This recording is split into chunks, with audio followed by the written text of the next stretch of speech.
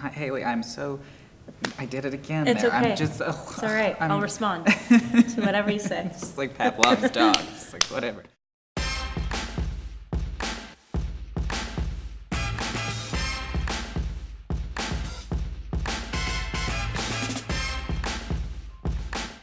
Hi, everybody, and welcome to a new episode of Talkin With Taylor. Today I'm joined by Haley Hanna of the national tour of A Bronx Tale. First of all, welcome home to Kansas City. You grew up in Kansas City, is that right? I did. I'm from the Overland Park area. Okay, My parents are nice. still here. So. Oh, good. So will they be at the show every night and cheering you At on? least a couple of times. Yeah, I'm sure. Yeah, it's probably in the front row. You'll just see them always cheering you on. Well, tell me a little bit about this show. This is a show I haven't seen before, but I've heard so many wonderful things about, and I still really just don't know what it's about. So give me kind of an overview. Sure. So it's based off of the movie A Bronx Tale, which came out in 1993, but is actually takes place in the 1960s in the Bronx, in an Italian neighborhood in the Bronx.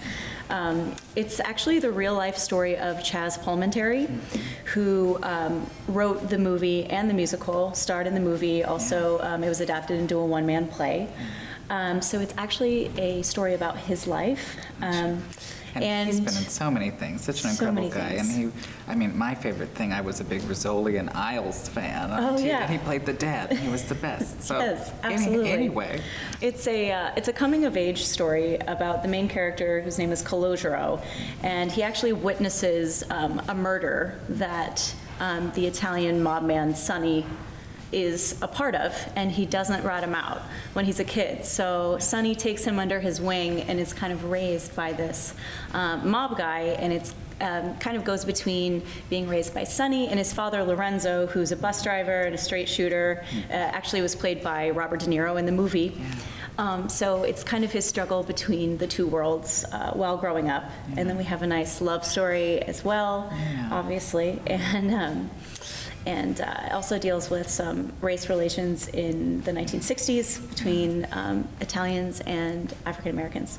So a little bit of everything. And you mentioned Robert De Niro, and he was in the original film, but he's also was involved in this production, and was he the director on it? Yeah, so there were co-directors, so it was Robert De Niro and Jerry Zaks both directed this production together. That's amazing. And tell me a little bit about the music, because it's a very unique kind of flavor of music. It's kind of all would you call it 60s doo-wop? Is that what you'd call it? Yes, it's definitely 60s doo-wop with kind of a flavor of more modern musical theater. The score is written by Alan Menken. Yeah. Famous for The Little Mermaid and all of our favorites. Famous for most of our childhood, tunes. Yeah, the songbook of our childhood. Yeah, it's really beautiful music. It's a wonderful score. So. Yeah. And tell me a little bit about, a lot of people compare this show to like Jersey Boys and West Side Story, exactly. and dance is such a strong component of the show, and I know you're heavily involved in that part. Tell me a little bit about the dance and kind of the message that you tell through that. Yes, absolutely. Well, that's one of my favorite parts because I'm a dancer in the show. It's choreographed by Sergio Trujillo, who actually won the Tony Award this year for Ain't Too Proud. Oh, cool. So we're very excited about that.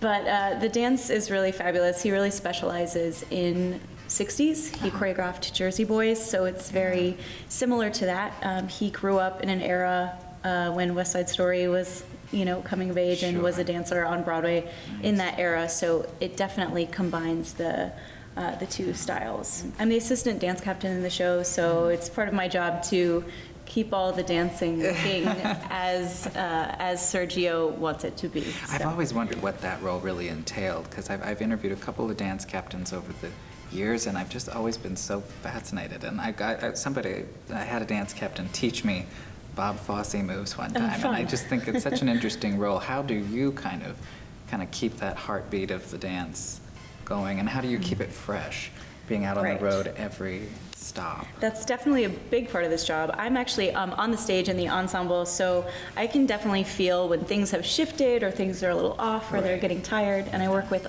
Chris Messina, who's the dance captain of the show.